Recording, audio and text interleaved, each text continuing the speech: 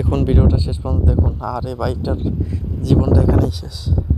পুরো পেট ফাইটা আলাদা হয়ে গেছে, পেটাগুলো সব বের হয়ে গেছে। ঈদের আনন্দ এখানে এক ধাক্কাই নিয়ে ঈদের আনন্দ শেষ।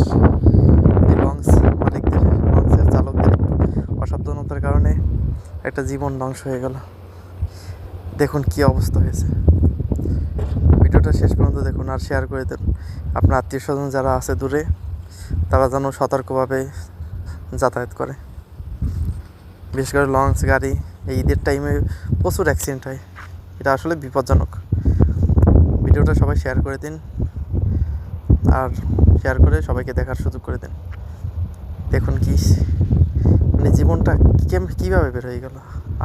ওই বাইকটা দেখেন হাত ধরে আছে, কিন্তু লাস্টে দেখুন কি অবস্থা হয়েছে। মানে এর প্যাটার একবার সব আলাদা হয়ে গেছে।